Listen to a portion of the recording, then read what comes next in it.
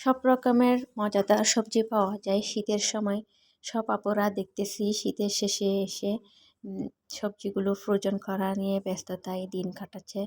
আমি সবজি সংরক্ষণ না করে আমি এখন ধনেপাতা সংরক্ষণ করব। আসসালামু আলাইকুম, কেমন আছেন আমার প্রিয় আপু এবং ভাইয়ারা? অনেক দিন পর একটা বড় ভিডিও নিয়ে আপনাদের সামনে হাজির হলাম। আমি এখানে কিছুটা ধনেপাতা নিয়ে নিলাম সংরক্ষণ করার জন্য।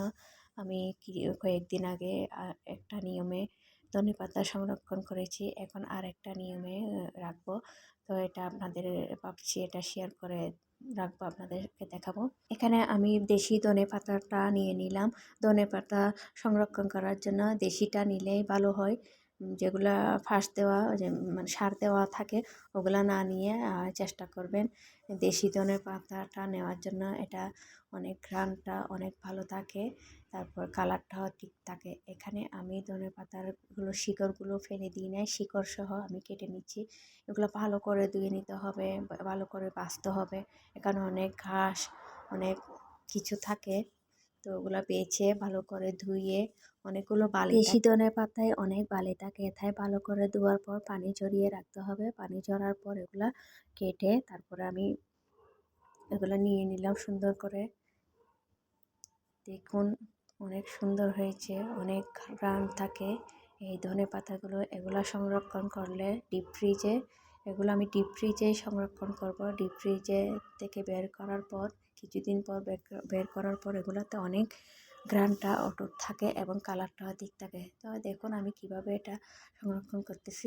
আমি চুলায় একটা কড়াই দিয়ে দিলাম, কড়াইটা অনেক ভালো করে গরম হতে হবে। তারপর আমি এখানে দিয়ে দিলাম 1 চামচ মতো তেল। যতগুলো ধনেপাতা হোক 1 চামচ মতো তেল দিয়ে দিলে হয়ে যাবে। পাতিলটা ভালো করে গরম করতে হবে, একদম গরম করতে হবে। গরম করার পর এই ধনেপাতাগুলো আমি ঘড়ি ধরে 1 মিনিট, জাস্ট 1 মিনিট গরম হলেই হবে। ওইরকম করেই হয়ে গেলে তারপর আমি এটা নামিয়ে ফেলবো। ভালো করে নেড়ে চেড়ে এগুলো সবগুলো গরম করে ফেলতে হবে 1 মিনিটের মধ্যে।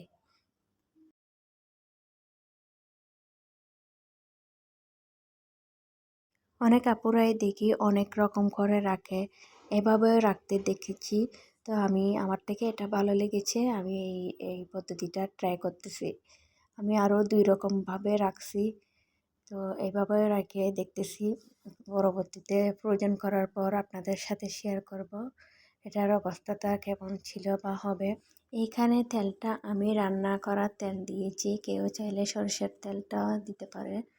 তো ধনেপাতাগুলো হয়ে গেছে, এগুলো হওয়ার পর ঠান্ডা করতে হবে। ঠান্ডা করার পর একটা বক্সে ভরে তারপরে ডিপ ফ্রিজে রেখে দিতে হবে। যখন লাগবে রান্নার মধ্যে প্রয়োজন হবে তখন এখান থেকে অল্প করে দিলে হয়ে যাবে, অল্পতেই হয়ে যায় এই ধনেপাতা ফ্রোজেন করা ধনেপাতাগুলো। ধৈর্য ধরে এতক্ষণ আমার ভিডিওটি দেখার জন্য আপনাদের সবাইকে অনেক অনেক ধন্যবাদ। আমার ভিডিওটি যদি ভালো লেগে থাকে তাহলে লাইক কমেন্ট শেয়ার দিয়ে পাশে থাকবেন।